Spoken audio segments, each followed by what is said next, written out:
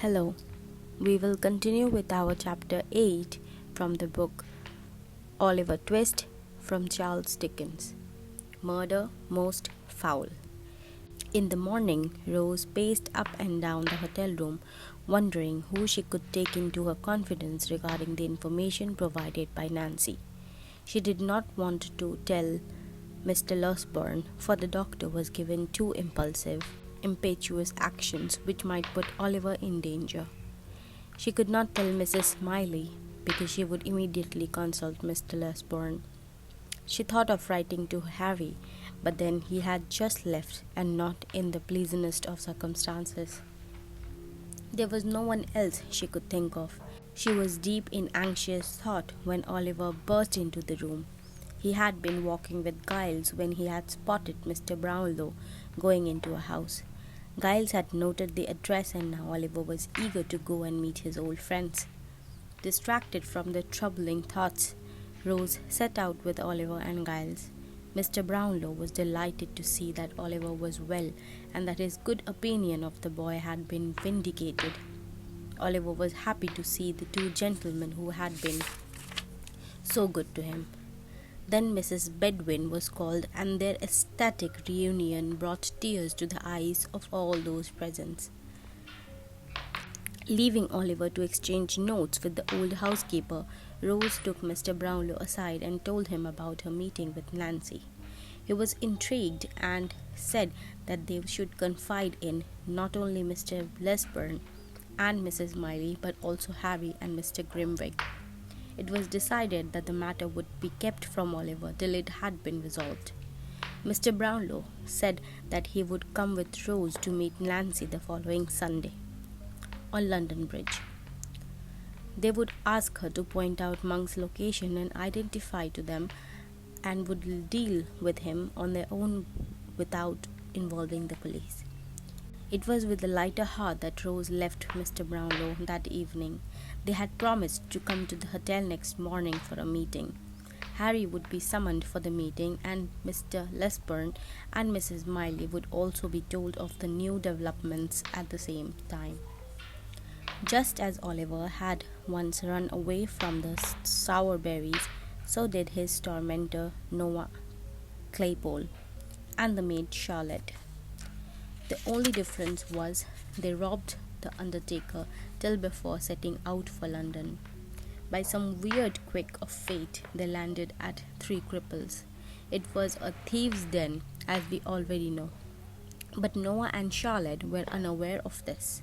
While Noah was expounding to Charlotte about the clever ways he could make money in London by robbing old ladies, banks, and shops tills, Fagin happened to observe them through a secret one-way mirror. He decided that they were apt pupils for his new school for scoundrels. He recruited Noah by threatening to tell the police about his grand plans for robbery. That was that Noah and Charlotte was given food and board at Fagin's den as Oliver had been. Their schooling began almost at once, with Fagin advising Noah that robbing little children who had been sent shopping by their mothers to the store around the corner were the easiest game. He thought Noah was a good replacement for Dodger, who had been arrested for having a stolen silver snuff box on his person. Seeing his history of petty crimes, the magistrate sentenced him to a lengthy term in prison. That Sunday, Fagin was with Sikes. The housebreaker seemed to be in an unusually good mood. Nancy was there too. The past week had been difficult for her. Ever since she had come back from seeing Rose Smiley, the tension had got to her. She had become thin and wan and lost interest in what was going on around her. Sometimes she was unnaturally silent, and at other times she would burst into hysterical laughter. This was noted by all, especially by Fagin. When the clock struck 11, Sikes pulled back the curtains. "An hour this side of midnight. Good dark night," he said. "An ideal night for business." "Yes," sighed Fagin. "Pity there's none quite ready to be done." "Yes, it's a pity," seeing as I am raring to go, said Sikes gruffly. Well, that is good here, Bill, said Fagin, smiling.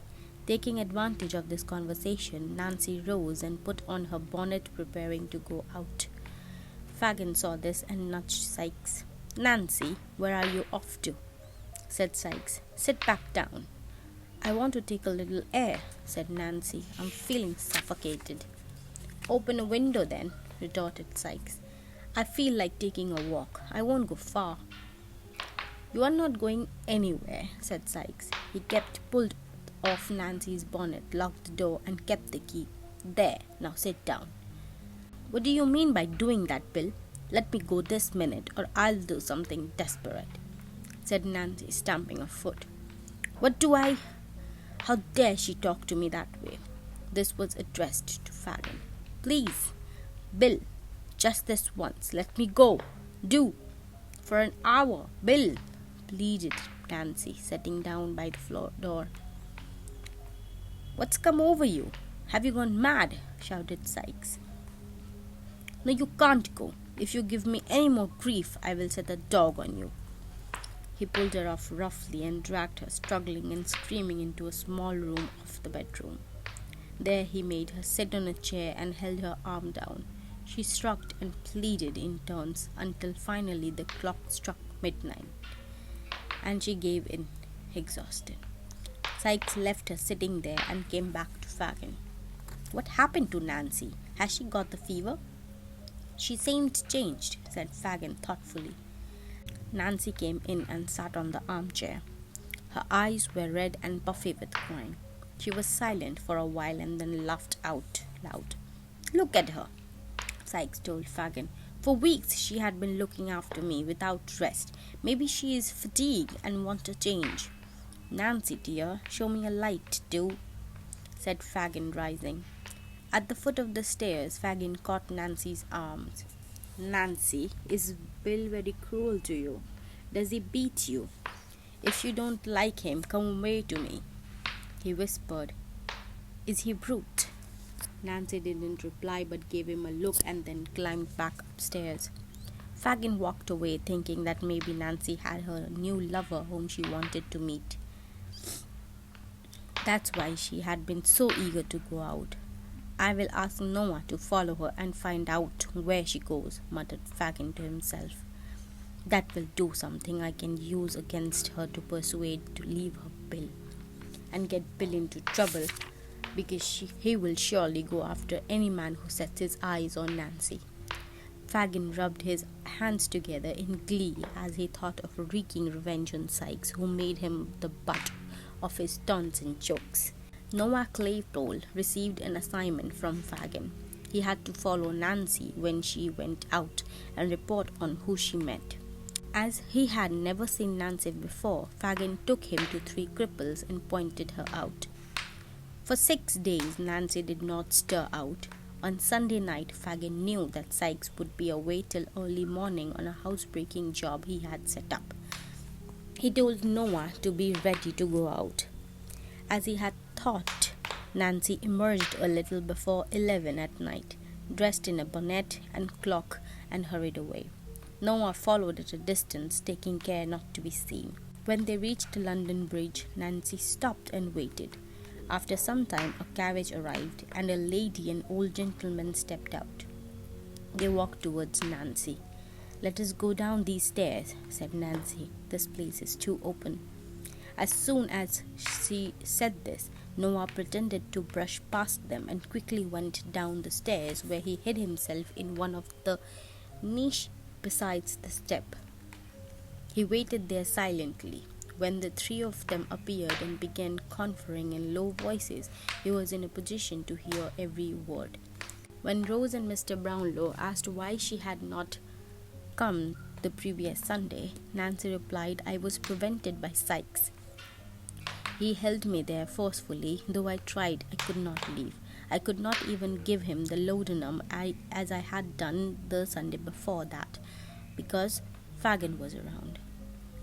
I hope no one knows that you have come here, said Mr. Brownlow. Were you watched?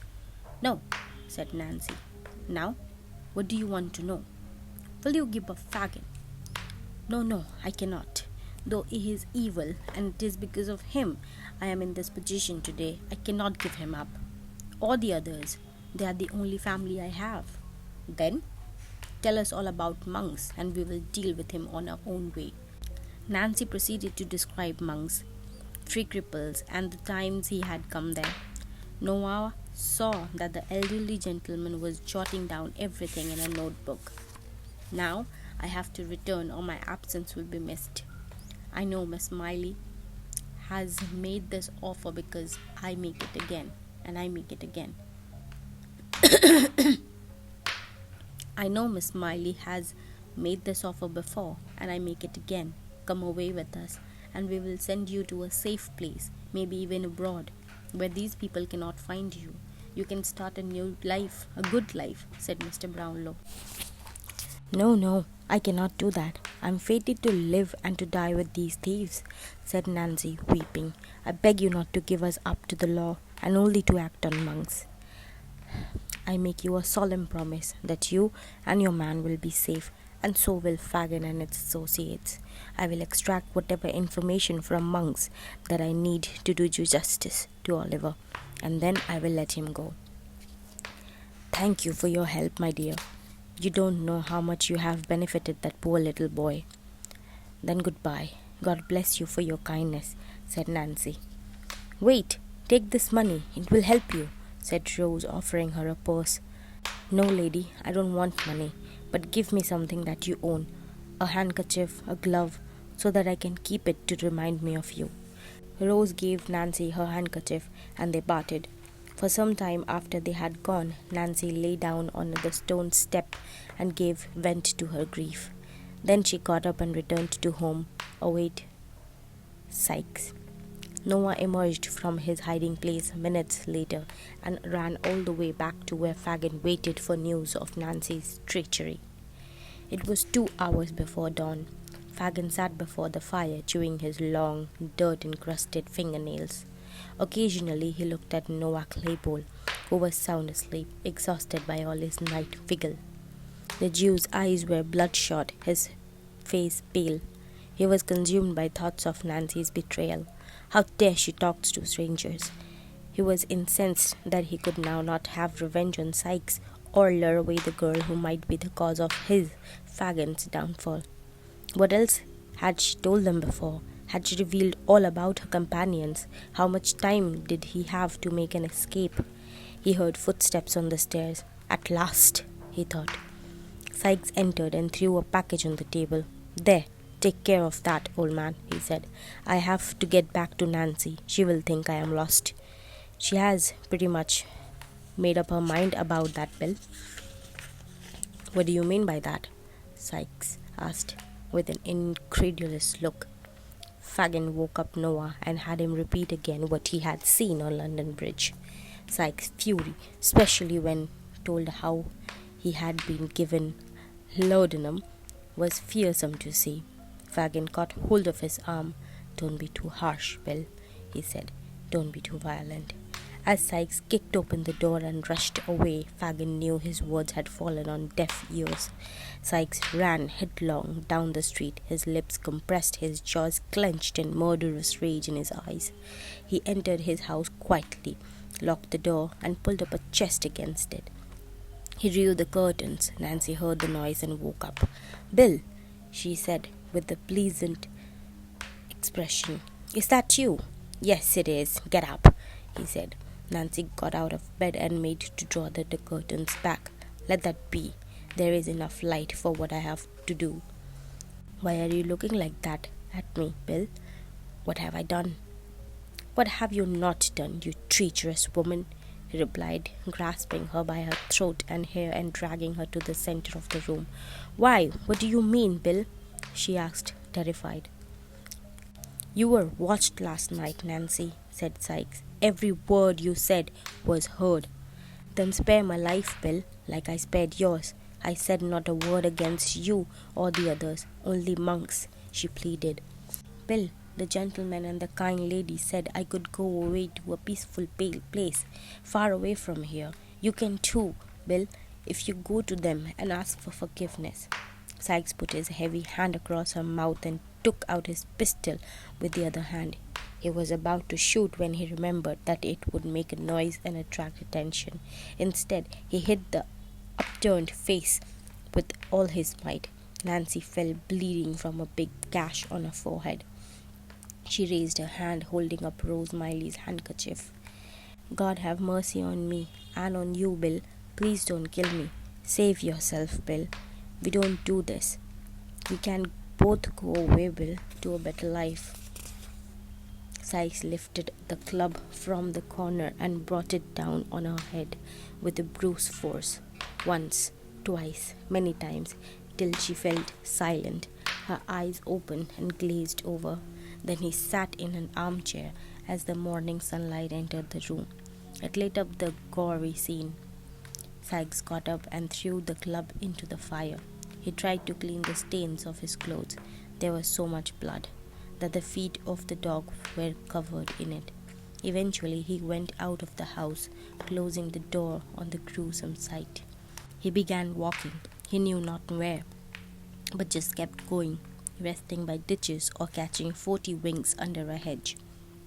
He had nothing to eat for many hours, but the moment he stopped at a pub, he felt that all the glances thrown his way were suspicious ones, even those of children. At long last, at 9 in the night, he limped into Hatfield, his dog by his side, also worn out by the unaccustomed ramble.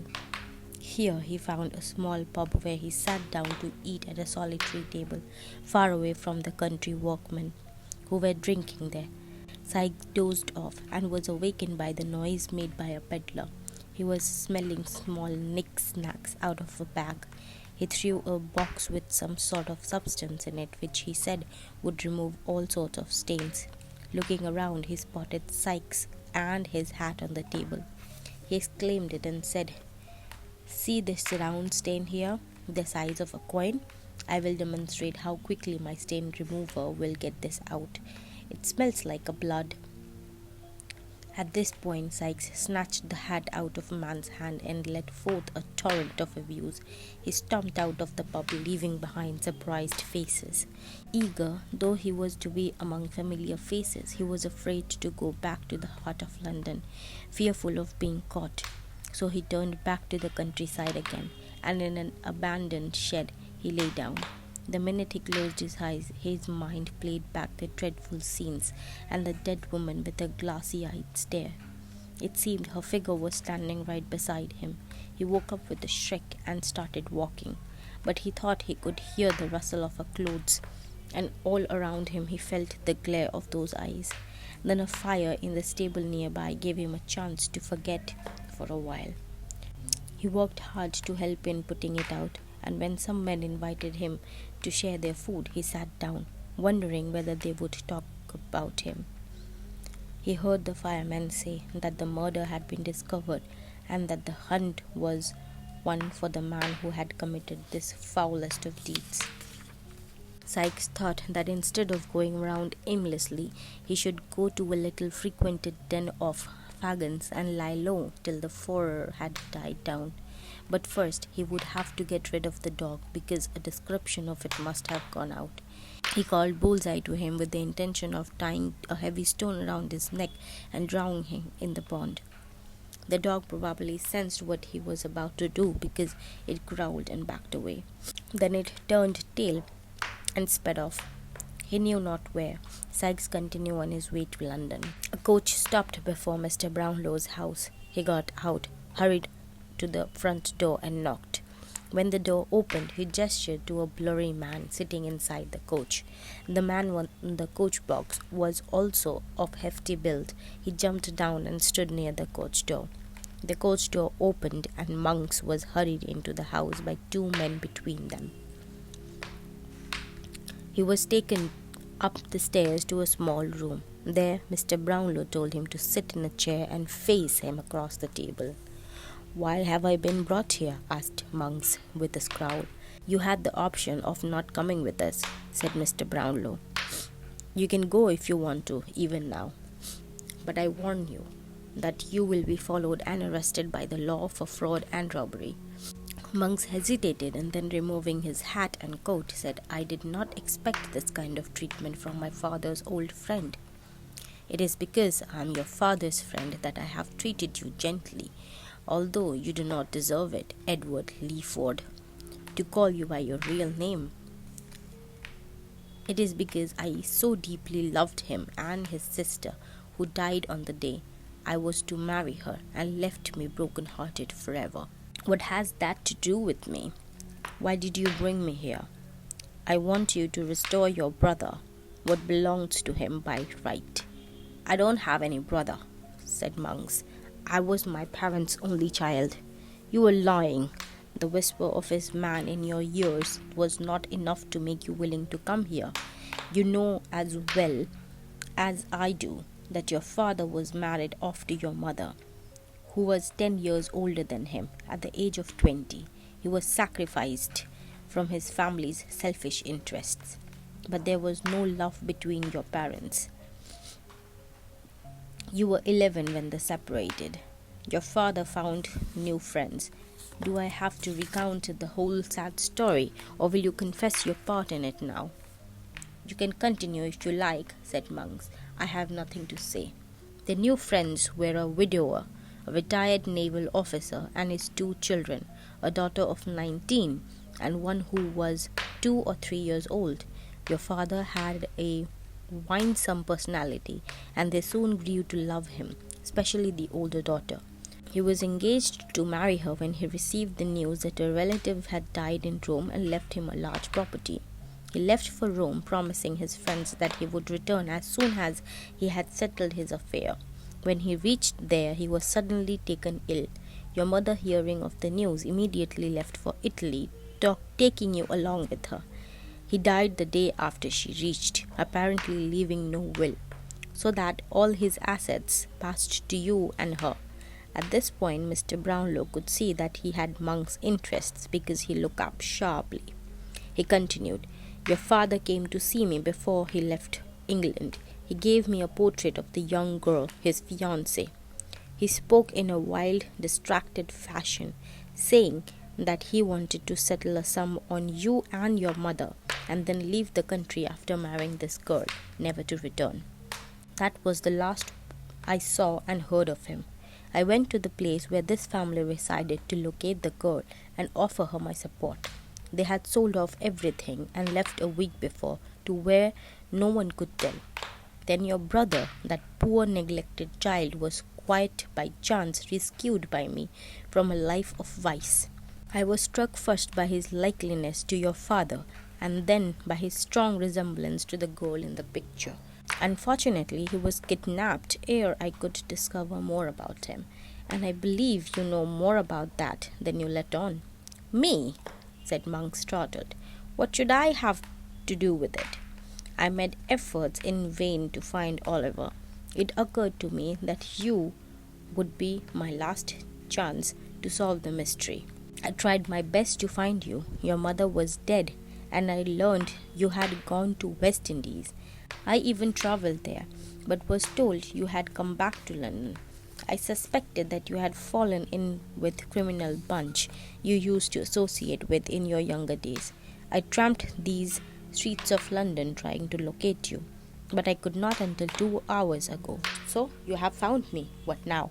You cannot burden me with a brother based on an imagined likeness to my father, whose even to say there was a child born of that ill-fated union.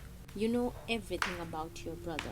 There was a will written by your brother, which your mother hid and bequeathed to you after death. You made all efforts to trade Oliver, who was mentioned in the will, and somehow coerce him into a life of crime. You found out where he was born and destroyed all evidence of his parentage. In your own words, so the only proof of Oliver's identity lie in the bottom of the river, and the old woman that nursed his mother is in the grave. You coward, you liar, you who consort with thieves and murderers, your plotting and conspiracies have brought death to one who is worth hundreds of you. Do you still lie to me, Edward Leaford?" Monks had turned pale, and now with his open accusations he flattered. No, no, no," he gasped. I accept all you say. I know every word that has passed between you and Fagin, and I witnessed to prove it. That poor girl Nancy has been murdered because of what you did. I I have no hand in it. That you can you cannot accuse me of that, stammered Monks. You are safe now, but only if you sign a statement confessing to what you have done in the presence of witness. You will restore to Oliver what is his according to the will. You must remain here for your own good till such time as we need you. Monks had agreed to all the conditions when there was a knock at the door, and Mr. Losberne swept in like a whirlwind. Sikes has been seen, and he almost captured, he said excitedly. What about Fagin? My blood boils to avenge that poor girl, said Mr. Brownlow. He will be caught soon. They are sure of that. Two men locked Monks in the house and left in a fever of agitation.